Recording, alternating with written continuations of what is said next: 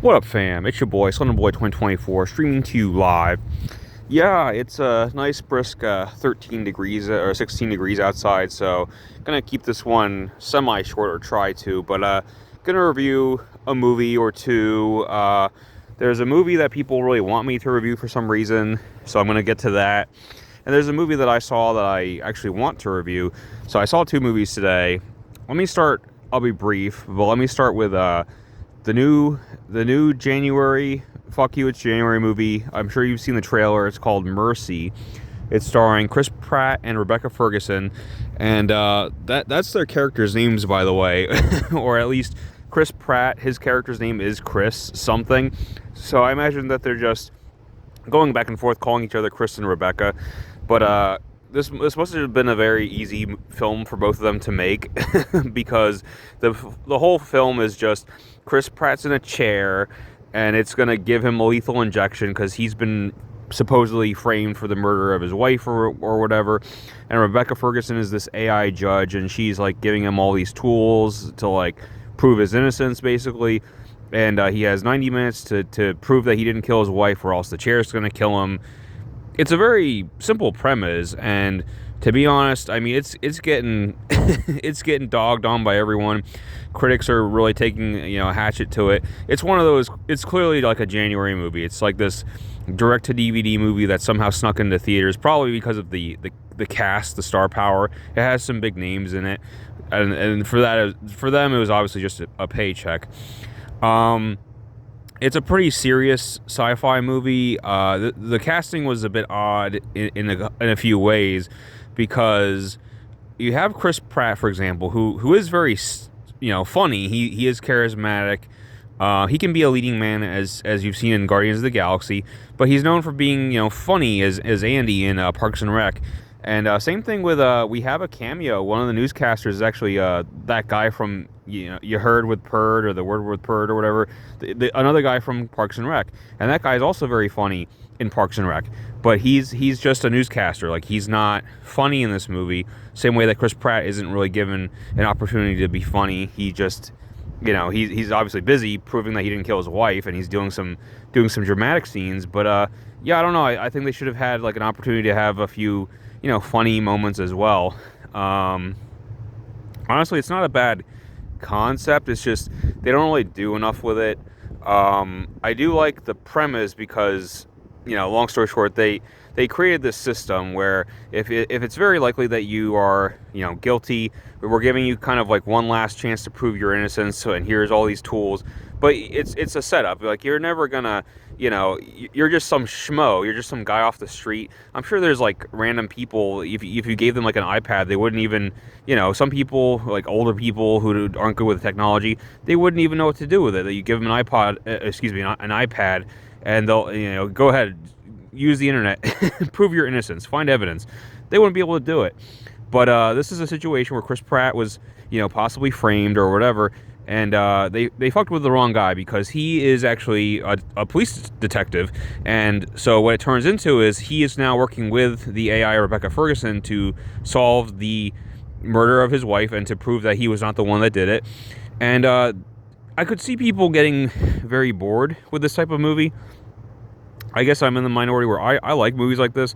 I like small-scale movies. I like movies like, I think it was called The Call with Halle Berry, and then there was another one with Jake Gyllenhaal.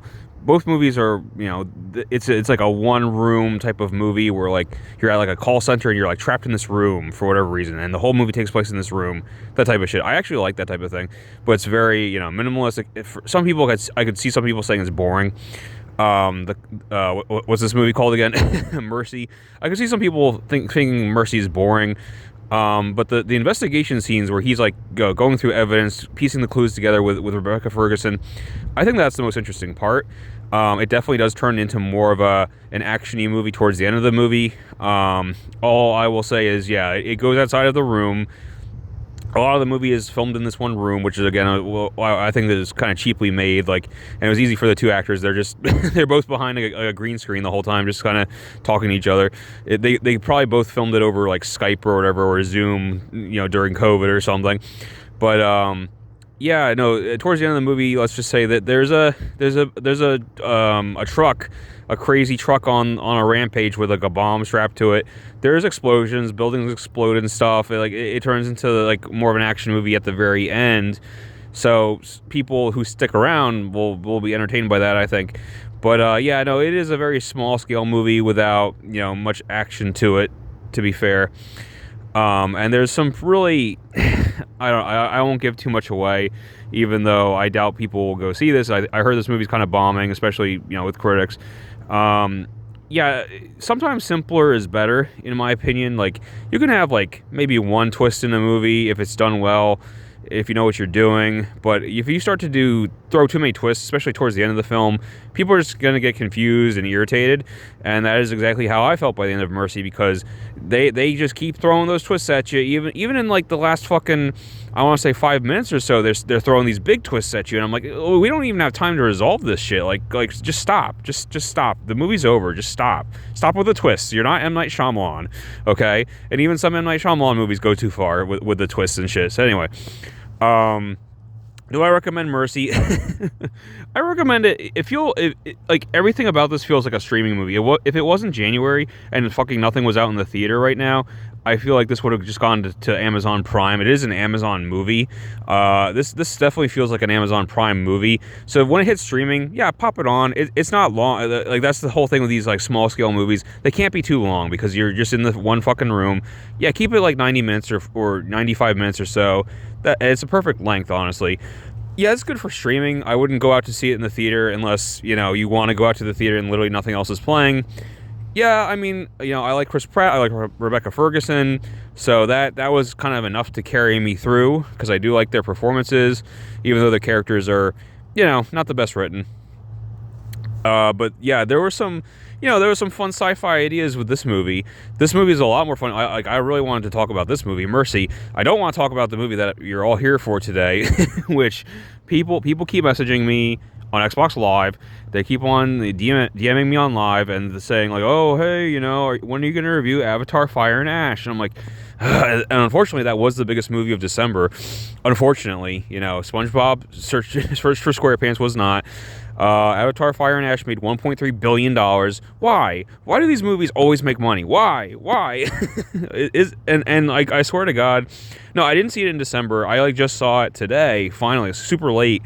And by the way, I saw it in IMAX 3D, and the theater was still basically packed. Like, people were still going to see it even in, you know, mid-January. I'm like, why?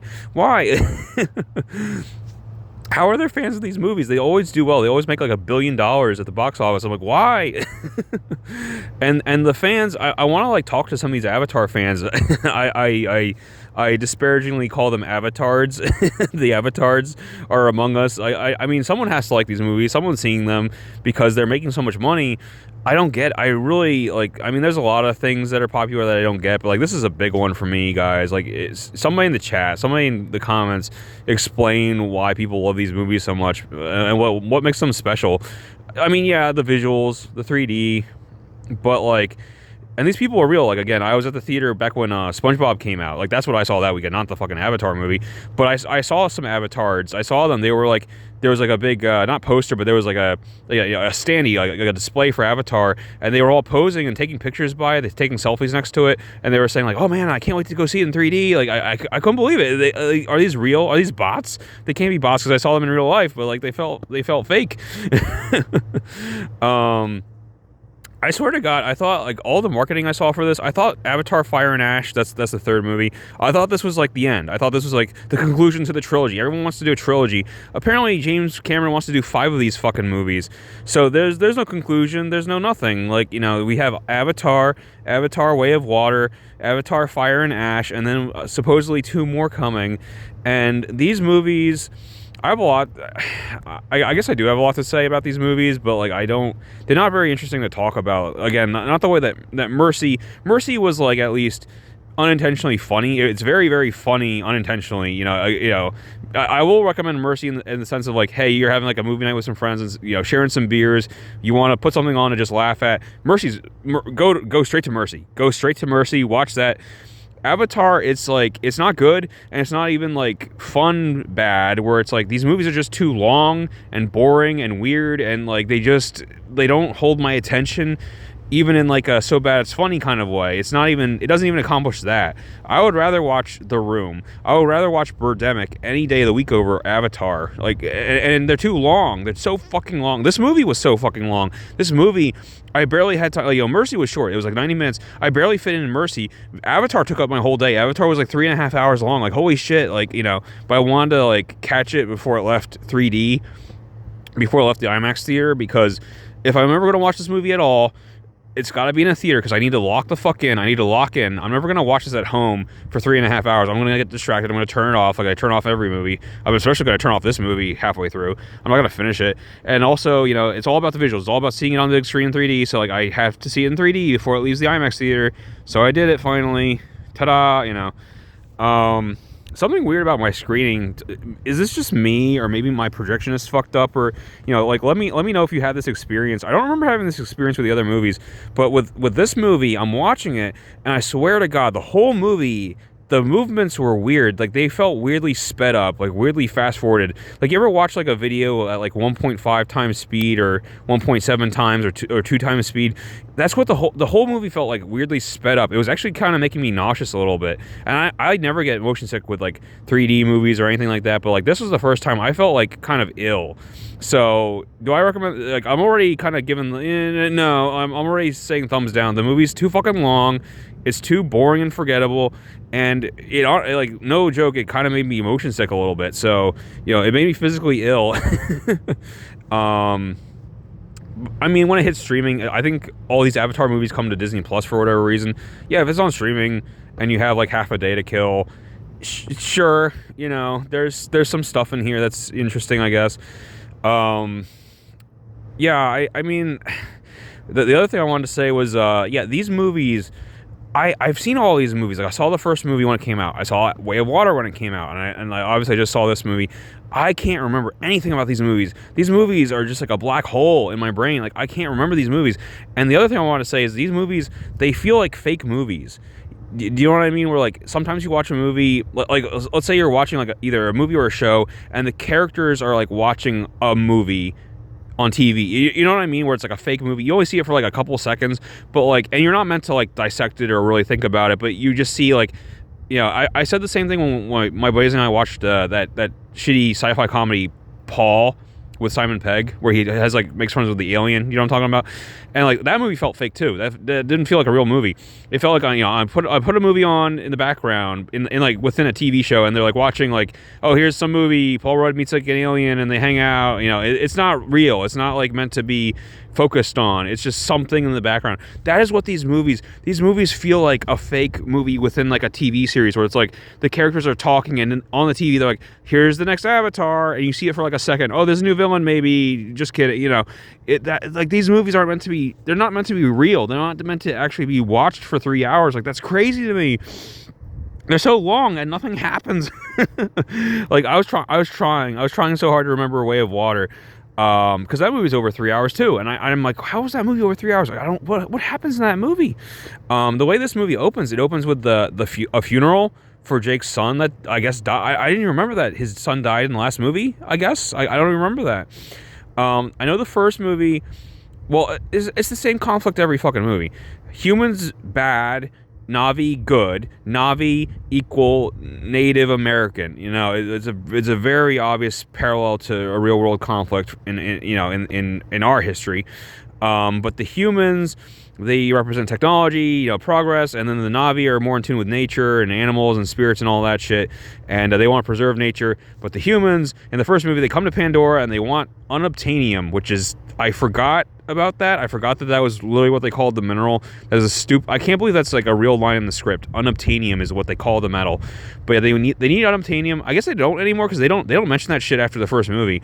But the second movie, I remember there was like whale juice, whale blood, or whale something to do with the whales. They had to kill all the whales because the whale juice made you immortal or something. Like, am I remembering that right? I can't remember this fucking movie. I watched it. I swear to God, I watched it beginning to end in 2022 when it came out. I can't remember it. I can't remember this movie. It saved my life. Oh my God.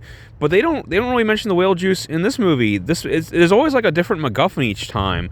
So I guess in that sense they changed it up. But it's always humans versus Na'vi. Humans versus Na'vi. This time it was like a little different, because whatchamacallit, you have the fire tribe. So second movie you met the water tribe, and they're good Na'vi, and they team up with Jake and his friends to fight the evil humans.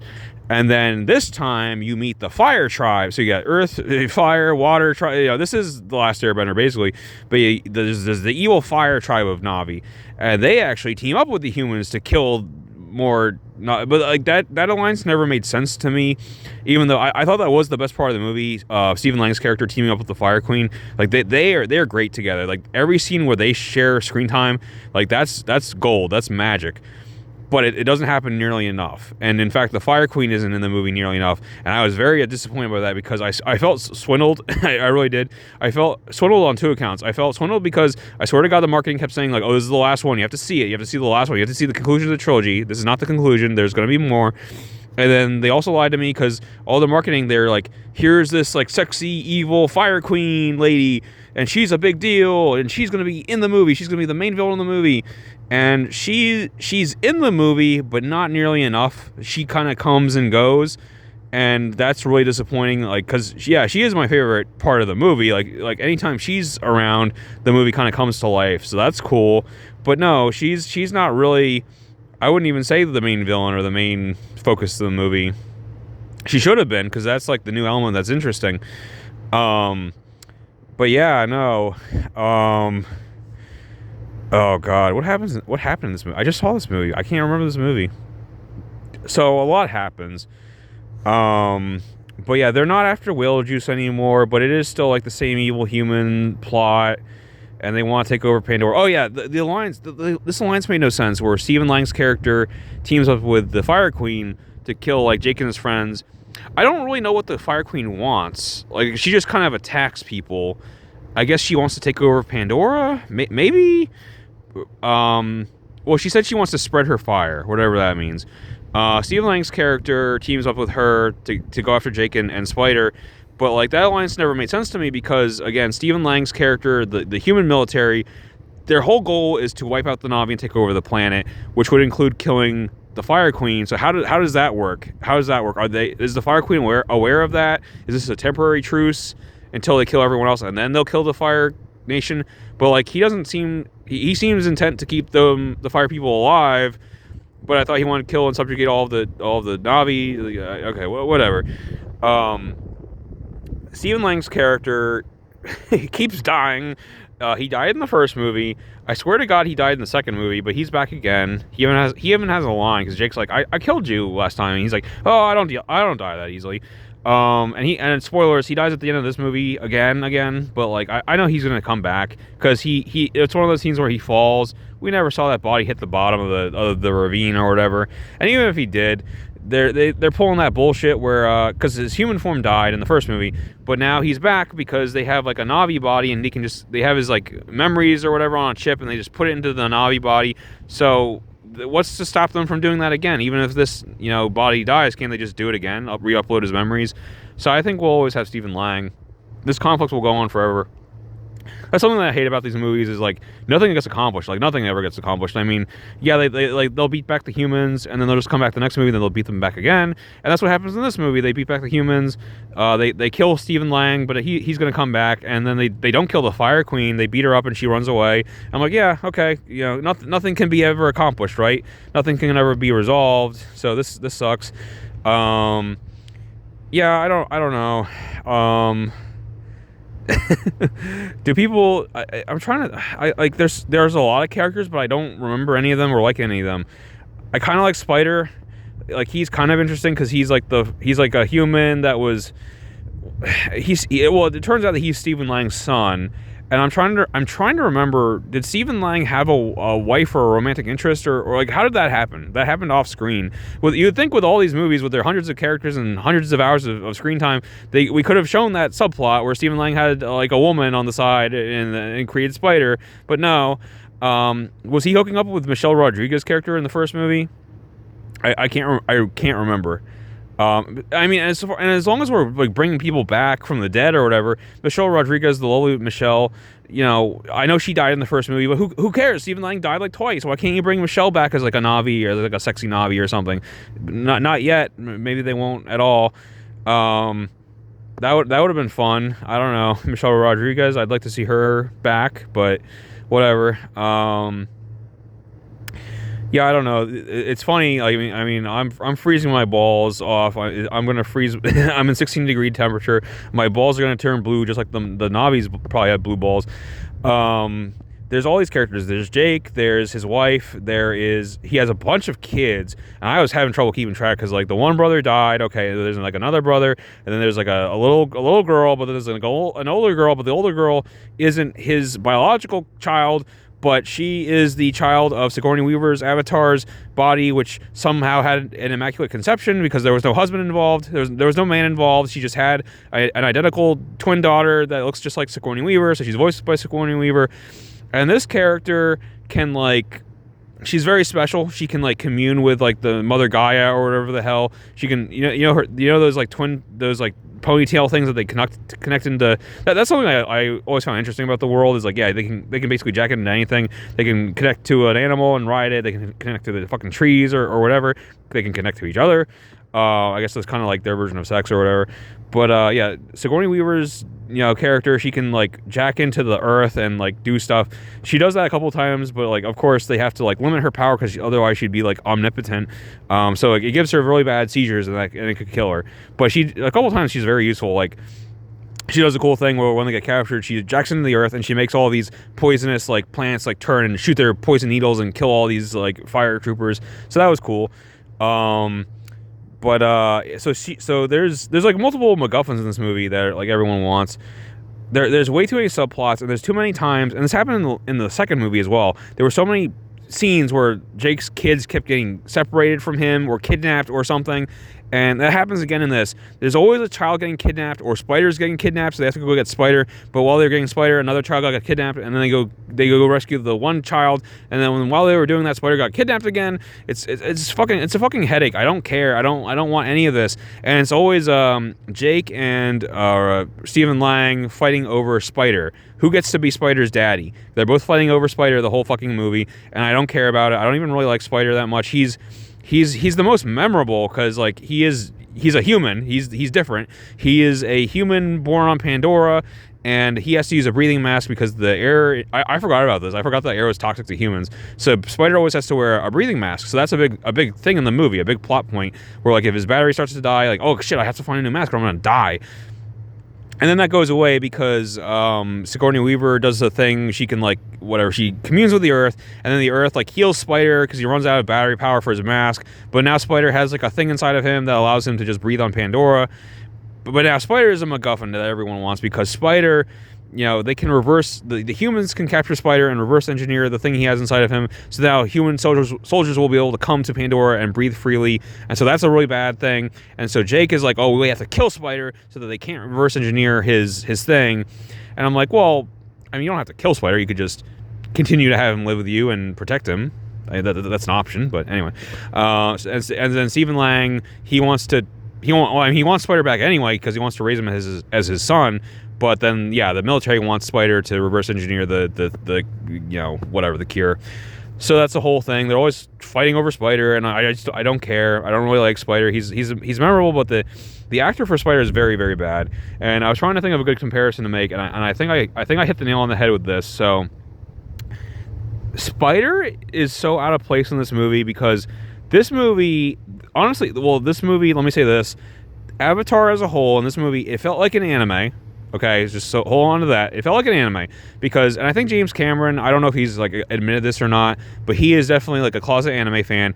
And I don't just mean like the cat people with the big anime eyes, although that there's certainly some Na'vi that look like anime characters. But then you also have the frickin' the mech suits. you have the fucking mech suits like out of Mobile Suit Gundam that the military uses, and I swear there's so many scenes with like the whales where they're talking to the whales in the ocean or whatever. If you ever heard of an OVA, I watched this on Toonami back in the day called Blue Sub Number 6. Look up Blue Submarine Number 6. Like that is don't watch Way of Water. Watch all 6 episodes of Blue Sub Number 6. That's so much better than fucking Way of Water. But there's very similar like sentient giant whale imagery and shit like that where they're talking to the whales and trying to save them. Like I swear to God, James Cameron watched that OVA because there's some parallels. But anyway, but But anyway, yeah, so Avatar feels like an anime to begin with. All the characters are CGI, except for Spider. Spider is a human character interacting with all of them, and he sticks out like a sore thumb, and the acting is so bad. And what Spider reminded me of, he feels like the live-action adaptation of an anime. You know what I mean? Like when you're watching like a live-action FMA, and all the acting is terrible, and all the actors look like bad cosplayers. Spider feels like the live-action anime of Avatar, even though Avatar is not an anime. You know what I'm trying to say? Like, Spider is just so bad, and his acting is so bad, and like the writing, the dialogue in this movie is so bad, especially with Spider, because he's always like, bro. He looks like Tarzan. He looks like a surfer dude, but like, and he talks like a surfer dude. I couldn't get that out of my head. Once I started to like kind of see that, he's always like, oh, bro, like gnarly or whatever, or like kiss my ass, man, or like, I don't know, that sucks. Like his lines are so clunky. Like you'll have something dramatic or cool happen, and then Spider will be like, yeah, eat dirt, sucker, you know, kiss my ass, you know, as if, you know, word. Like it's so bad. It's so bad. And like the other brothers, like they're almost as bad because they're just like, bro. It's just like, who wrote this dialogue? These are supposed to be aliens or whatever. Like, why are they talking like high school students in like the whatever 80s or whatever? Like, oh my god. So what else? I don't know, man. Like, again, the Fire Queen was cool. She has like this power where she can like she uses her like Navi tail to like jack into to people. She can like mind control them and turn them into like helpless mind slaves and shit. Like that's really cool. That's really cool. And she has like a cool little psychic battle with Sigourney Weaver's character at the end of the movie, where they like, you know, plug in their tails to each other and try to dominate each other mentally or whatever. It's cool. Yeah, and she's all about fire. So like, and they have a very early scene in the movie, the fire tribe attacks Jake and his family, and it's a very cool set piece. Like, again, this movie, there's a lot, and it's way too long, but there are good moments in this movie. There are good set, you know, the action dazzles, the special effects dazzle, the 3D is very, very good.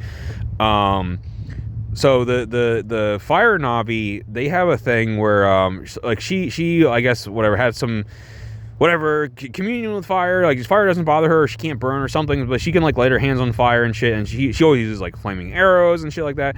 But they attack the Jake Sully's caravan, and she has like this guy flying right next to her, and she like douses him with like oil, and it's basically like their version of like Greek fire. Like he turns into like basically a kamikaze fighter pilot like in World War II. Like she douses him with oil, and then she lights him on fire like at the right moment, and so he turns into like a flaming like fucking human arrow, and like it's really cool. It's really cool. It's a really cool set piece. But so that happens, and they fucking almost kill everyone, and then the Fire Queen like flies away, and it's like, oh, okay, you know, when will we see her again? Oh, not for like another hour. It's like she just kind of goes away, and it's like, and that happens in multiple, like she'll show up, wreck everyone, and it's like, all right, you know, see you in the next hour, like, and she just like goes away. It's like, oh, okay. You know, wake me up when she turns up again. I'll be having some spicy dreams about the Fire Queen. No, I'm just don't tell Lizzie I said that. Don't tell Lizzie about the Fire Queen. Stephen Lang hooks up with the Fire. Again, I ship them. Stephen Lang and the Fire Queen. They literally do hook up in the movie. That's pretty cool. They're kind of made for you. It's like a match made in hell type of thing. Like they're fun to watch together. I wish the whole movie was just the two of them teaming up and being like evil villains together. Stephen Lang's character, I'm sorry, whatever arc we were doing with him, if we were even doing an arc, it needs to happen. It needs to have happened a movie ago, because I'm so over him. I don't want him to come back again. I'm so over him. Like, yeah, he was like a one-dimensional cartoon villain in the first movie. He hates the Na'vi, hates them. And I always said this. I said, I don't even hate him being reborn as a Na'vi. I think that would have been perfect as like an epilogue, like ironic scene, or he like wakes up in a bed, and, you know, as his penance, like, you know, for being such a hateful, racist person who just killed Na'vi indiscriminately, his punishment is he is killed and reborn as a Na'vi, and now he has to be the very thing that he hates. That would have been like a fun little epilogue scene, the end. But we keep on going with it, and I'm like, okay, is he going to have like a character arc where he learns to stop hating the Na'vi? Because he is one now. No, and he even has like, you know, Navi girlfriend. He teams up with he found like a Navi chick who's just as evil as he is, and they vibe and they start hooking up. And I'm like, okay, so you're gonna stop hating on Navi? No, he's gonna kill all the other Navi, just not this one because he likes this one. So now you're a hypocrite on top of everything else. You're not even like sticking to your guns anymore on your stances with the Navi hating. Yeah, and again, they have a few scenes with him, like with his son. He like wants to get to know his son or raise his son, or you know, maybe the son will humanize him a little bit. No, like he still chooses to be evil in the end. So I'm like, this is so boring. This is so one note, and it's been way too long. These movies have been going on way too long. I don't know why people go see them. I don't know why people like them. I really do want to talk to like some of these avatars, as I call them, and like, what do you like about, like, why are you supporting this? Why? I mean, I'm part of the problem. I saw this movie. I see all these movies, so I'm part of the problem. I can't talk, but like, I don't like these movies. I'm saying I want to talk to someone who like really likes these movies. Like tell me what draws you to these movies. Because, yeah, fine, 3D is cool. The special effects are very dazzling. There are scenes, man, where Sigourney Weaver's character, she's, like, communing with, like, the ocean life or whatever the fuck, and her, like, what's it called? Bioluminescence, like what anglerfish have. Like, her body lights up, like, the little spots on her body, like, light up in the same rhythm as, like, the fucking, whatever, manta ray she's, like, riding, and I'm like, there's some really cool visuals, but, like, this movie is 3.5 hours long. And there's no plot, and the characters all suck, and you know, you can't just get by. You can't just skirt by on good visuals. Like, even a movie as long as Mercy, 90 minutes, like, you can't skirt by on just visuals. You know, that movie sucks too, but for a different reason. at least the movie's mercifully see what I did there? Mercifully short. Avatar, it's like they keep getting longer. These movies are so long, and they have nothing besides pretty visuals, and it's like, Just make a short film, man. If Avatar was like a 10-minute student film, like short film, I'd probably love it. I'd be like, oh wow, like, you know, maybe they'll expand on this one day, or not. You know, this is fine as it is, as like a little short. Oh my god, where are we at with Avatar? Because I know they have 2 more movies. We did the Fire Tribe, but she wasn't like, she'll be back. She wasn't like fully defeated. She'll be back, but there's got to be another tribe, right? Or is there gonna be like a wind tribe or like a lightning tribe? That'd be kind of cool, I guess. Like, you know, and I want to say, I love the dragons, the dragoons that they ride. I love the design. Every time I see them ride them, I think of the Legend of, not Legend of Dragoon, Panzer Dragoon. Panzer Dragoon Orta. I need to play that game series. That game series looks really cool. There's like a big moment where Jake has to find his big fuck off red dragon from the first movie. Like, he has to like reconnect with it and like ride it into battle. And I you know, again, I can't remember. Did they have a falling out? Like, why? I didn't realize he wasn't already still in touch with that thing. I thought he still rode that into battle all the time. Is there a reason he stopped riding it? Because that's the best dragoon of all on Pandora. Why would he get rid of it? Like, why would he stop?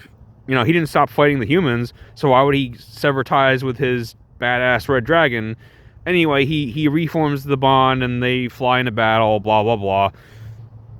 I don't know, man. This sucks. Like, all of these suck. Like, I don't know what you can do at this point to make me want to see these movies. Make them shorter. Have compelling villains, have compelling storylines, have a conflict other than humans bad, nature good. Like, that's what it always boils down to in all these fucking movies. No more MacGuffins either. No more magic whale oil. No more unobtainium. Have them fight over something else, and no more fucking, you know, black and white. Humans want to exploit, you know, peaceful natives, or like, I'm over it. Like, you've done that. It's not even that it's a bad message or an irrelevant message. It's just, you've done it. You've done it 3 times, okay? You've done it. Just give me something else. And if you don't have anything else to give me, then stop. Just stop, okay? Stop wasting my time, okay? Stop. Stop wasting my day. I wasted my whole day watching this movie. And bring back Michelle Rodriguez. I don't care. You killed her off. Well, yeah, and she still has, maybe she still has her muscle from Dungeons and Dragons. You know, her 35 pounds of muscle again. Yeah, have her come back as like a buff warrior Navi girl. That'd be cool. That'd be cool. Yeah, she can be the whatever Jake's wife's new rival or something. I don't know. I don't know anymore. I don't like Spider. Kill Spider.